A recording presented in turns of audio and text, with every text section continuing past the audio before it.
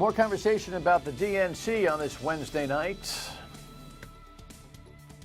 The Dan Yorke State of Mind program is brought to you in part by Lookout Rhode Island and Takeo Comfort Solutions. Alrighty, so here's the situation when it comes to this program. If you're watching at 7:30, there's a whole big convention night to come, including the Vice President and the President. If you're watching at midnight, you've seen it all. Here's the trick. Don't tell anybody, because I'll get in trouble. I'm taking some vacation, running around following the white ball. Who knew that the DNC was actually going to be exciting? That's what I planned. So we decided to give you some fresh perspective in general on the RNC, DNC, and the presidential race with a program that we recorded yesterday afternoon. So we'll have some contemporary conversation, but Tuesday nights and Wednesday nights presentation at the DNC in Philadelphia. No, we can't predict what's going to be said, and we don't have copies of the speeches.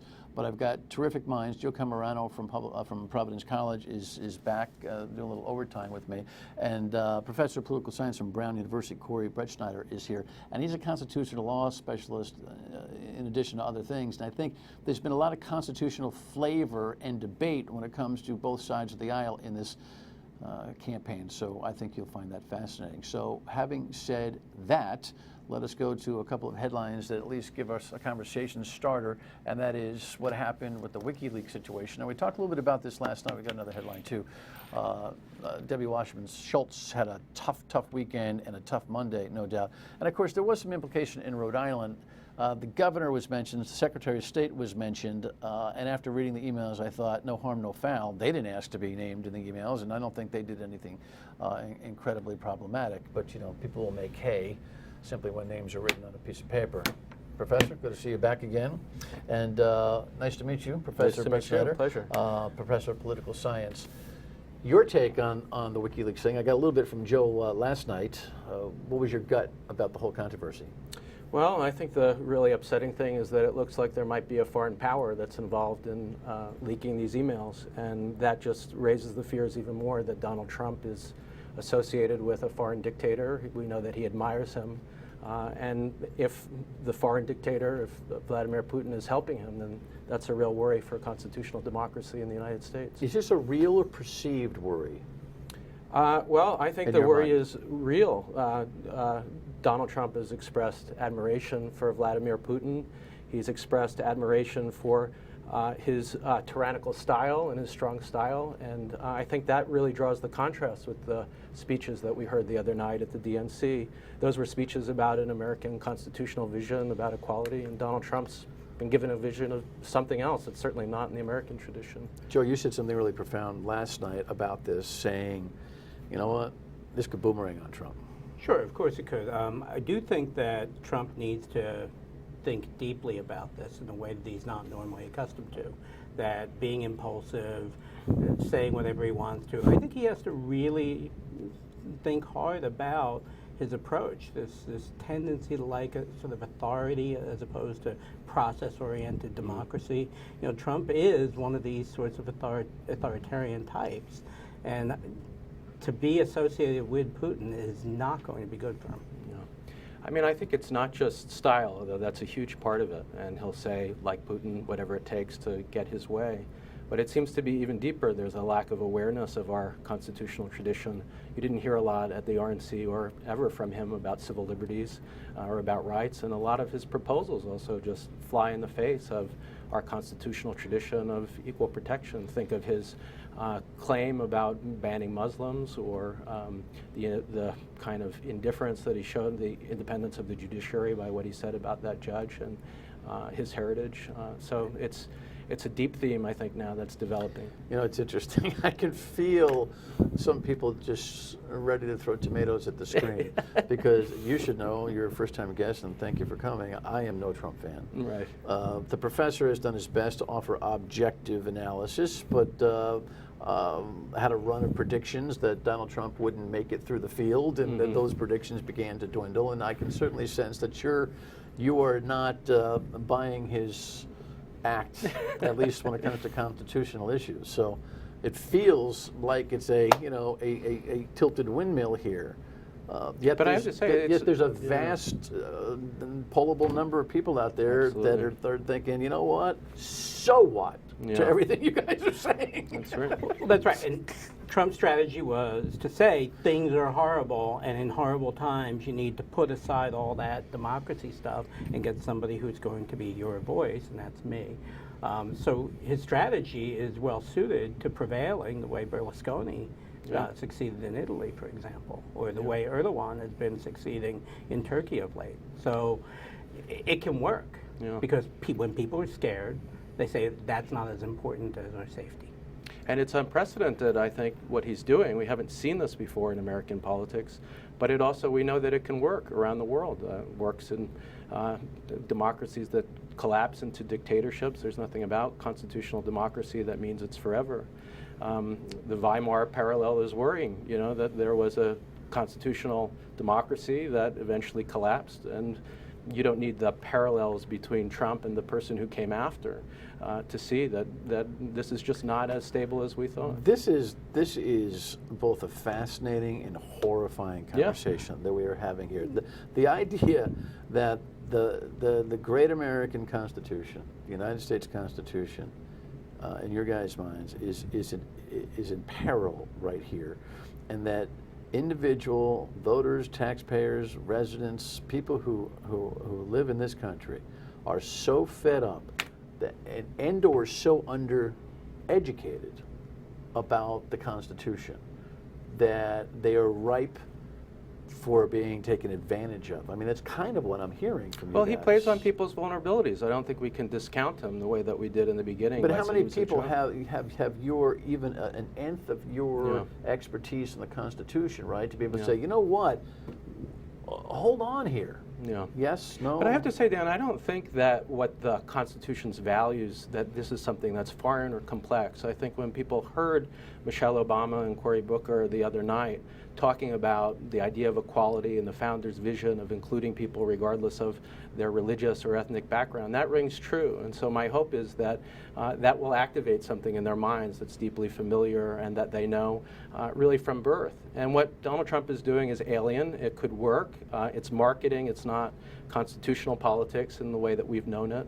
And I think when people start to recognize it for what it really is, which is an attack and an assault on constitutional democracy, I think that's the hope anyway, that he'll lose. I could sort of explain after the break, but I do think the Constitution will survive Donald Trump even if he gets elected.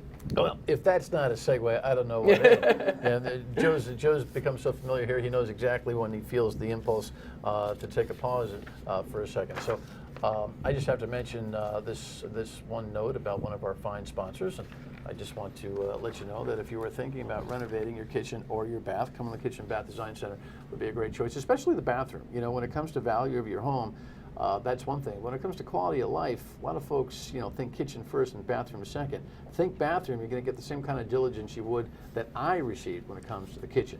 It'll be on time and on budget, the project will.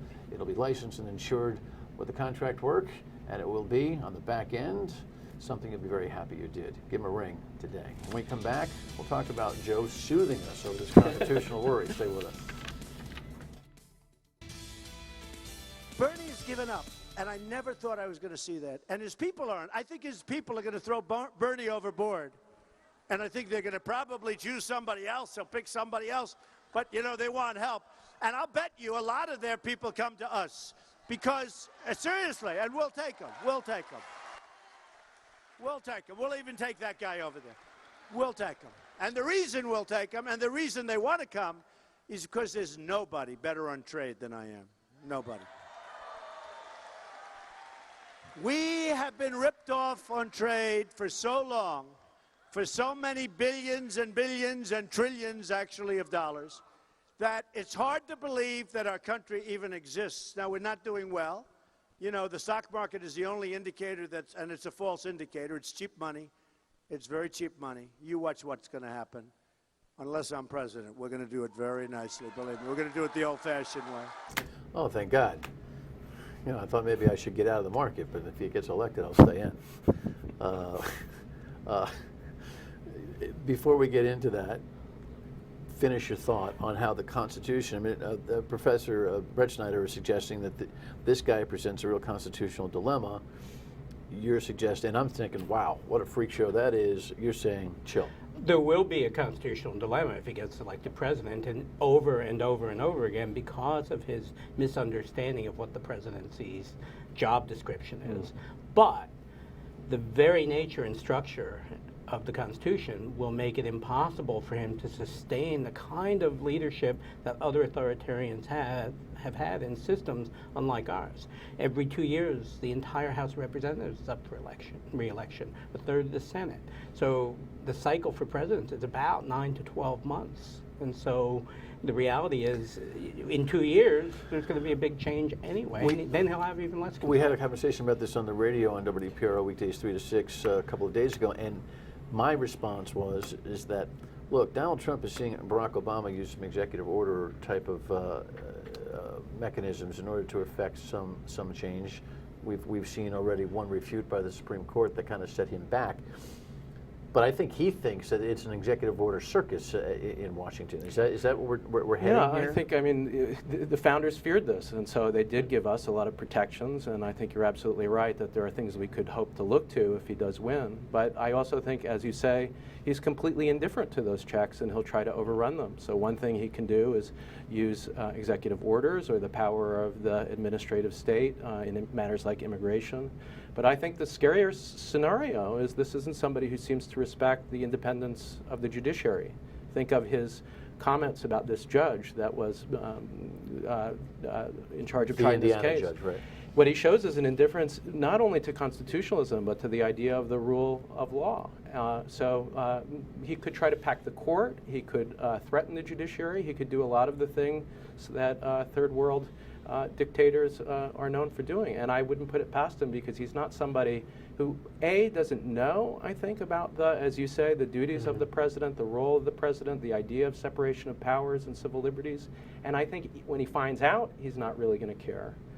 So that's what's really scary about this. But if he's not, if he find when he find this is when he finds out when the guy who's the Republican nominee finds out how the government under the Constitution is supposed to work, he's not going to care. You're saying the government, the Constitution of the country will prevent him from acting in a way he thinks he can. You're saying you think he can. He can add justices, as many as he wants. That's one technique that he could abuse. There's nothing in the Constitution that says it has to be 9. What if it's 20? Well, because, again, if he wins, odds are the Republicans will pick up seats in the Senate, not lose seats in the Senate, and he can get the Senate to go along. Yeah, there could be a check, but not necessarily. You know, The real check, by the way, if that were to happen, the real check are the professional bureaucrats, whether it's in the military or in the civilian sector, who will say no to him and will fight him. Because that's what happened with President George W. Bush, is that he got pushback from people within his own administration. And that's likely to happen. Yeah. But I think what they can do is it's possible, but we're talking about fighting a giant. I mean, they can leak. They could use small techniques to undermine his attempt to implement policy, but in the end, he'll be the president of the United States. There's something you said that was not subtle, that I promise you 98.9% of my viewership doesn't understand, and that is that you said he could add justices, that 9 is not a constitutional magic number. There's nothing in the Constitution that says it has to be 9. And he could create constitutional crises by claiming he has his own interpretation of the Constitution and by resisting what the court does. Again, it's not somebody who seems to see the independence of courts. He was asked about, just on the point of knowledge, his sister is a federal judge on a circuit court, I think on the Second Circuit, and she at one point struck down the partial birth abortion ban as unconstitutional, doing what a judge does. And when he was asked about this was a subtle point, he said, I don't know why my sister signed that bill. Now, that to me suggests that the man doesn't know how a bill becomes a law, much less understand the details of the Constitution. Right. That's frightening. We've never had that before in a major party candidate. How in heaven's name would the country deal with the idea that that anyone would want to add judges to what has been at least the cultural understanding where the Supreme? How? You know what? My history escapes me. Have we always had 9?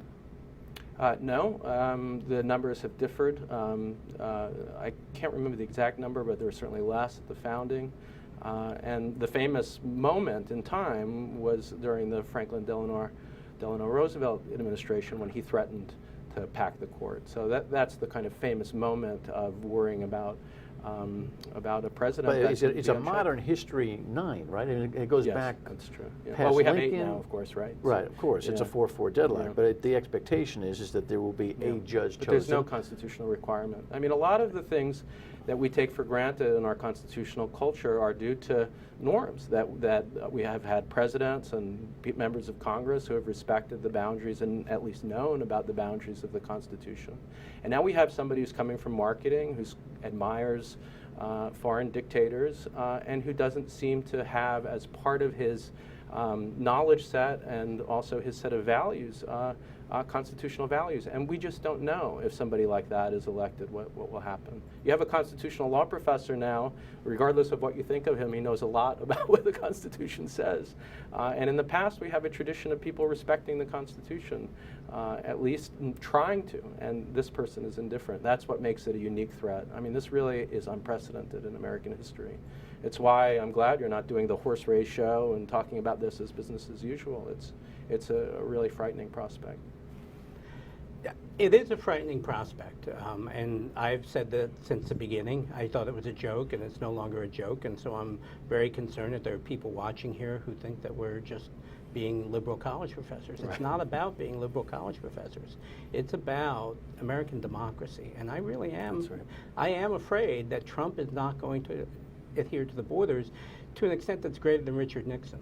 And Richard Nixon was probably the only close candidate to the way Trump is likely to behave. In what way?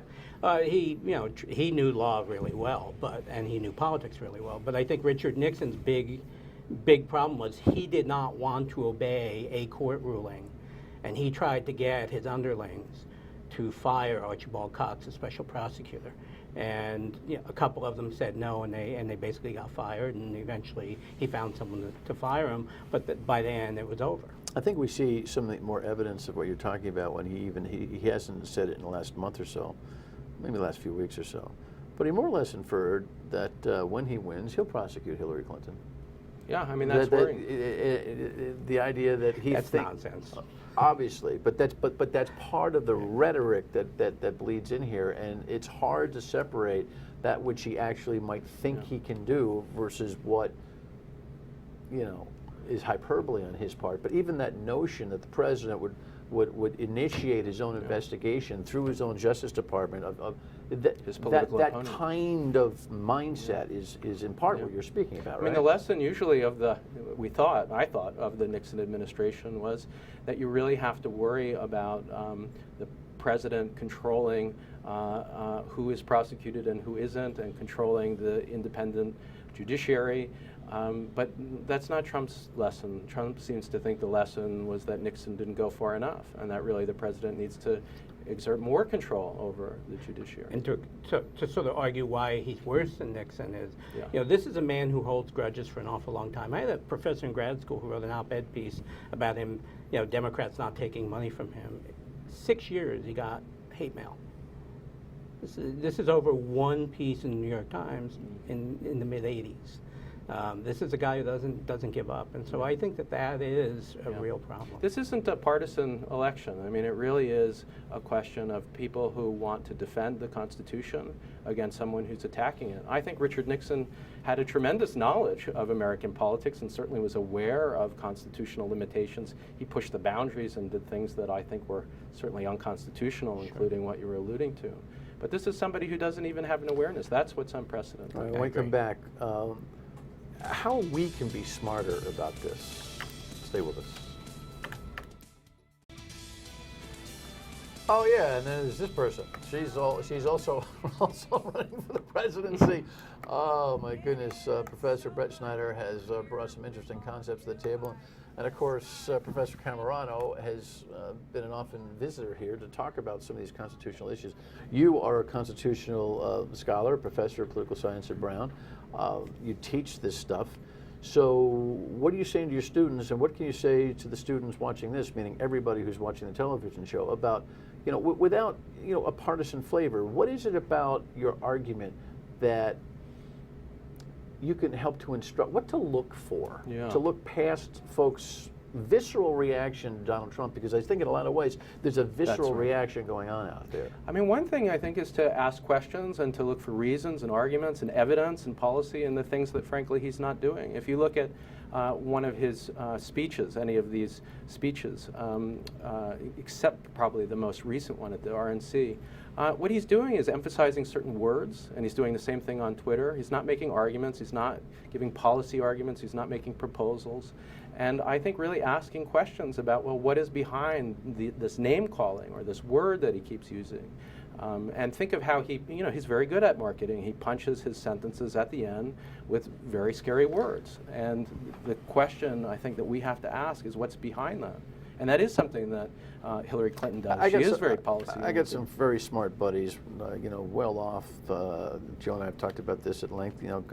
Guys I went to high school with, all successful, who are like, you know what, this guy's shaking up a dead Republican Party that has been not listening, foreign policy faux pas left and right, This is the shakeup we need. I haven't heard a lot of constitutional analysis. You're saying the shakeup, the change agency that at least is hoped for by the constituents through the polling data evidence has to be what? Measured against what? I think we have to look at our values and what we hope to achieve as a nation and ask whether or not this is the person who's going to bring it forward. But that's political. Yeah. Your constitutional analysis is the most dramatic thing you've brought to the table today. He is, I don't think it's a hard question for constitutional law scholars, and that might look, you said earlier, maybe it looks like the Academy is biased against him. But if you have a basic knowledge of the Constitution, then you know that what he's proposing, religious standards for determining, that's prohibited. The networks have done nothing on the Constitution. They're doing the horse race. Bernie Sanders said that the other day. He said it's the obligation of media, and I truly believe this, to not cover this in the normal way, to not pretend that this is business as usual, and to challenge Trump on his fit with the American constitutional culture. And I think when you start to do that, there is none. I think we're looking to the wrong people to help us. The media, their job, no offense, is to make sure they get the ratings. And what's going to get the ratings? Trump. Trump and the horse race. They always cover the horse race. It's even worse this year, in my view. So we shouldn't expect them to do it. We need to, this is my theme. We need to start acting like responsible citizens and do it ourselves. Stop thinking that we can be spoon-fed stuff that'll help us make quick decisions. It doesn't work.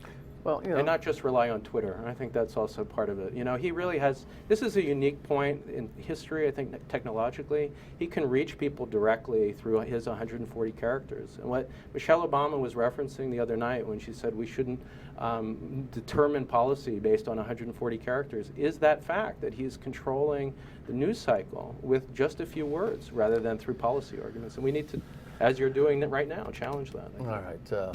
So glad to have you. Appreciate it. Thank you. Joe, good to see you. Pleasure. Final word in a week. Come back. A lot to think about tonight, huh? Hey, listen, I don't know that hanging around the taverns or the coffee shops that a lot of us have been introducing constitutional worries when it comes to Donald Trump's presidency. I don't hear a lot of that conversation, even on the radio weekdays 3 to 6 on WPRO. But our conversation with the professors tonight, I think, ought to give us some pause and factor that in when you're making your decisions. Good thing is we have till November, and it's still summertime, so you've got time to study up on America. Have a great night. By the way, a revisit of the Never Trump folks before Friday night show with Joe Trillo on his legacy.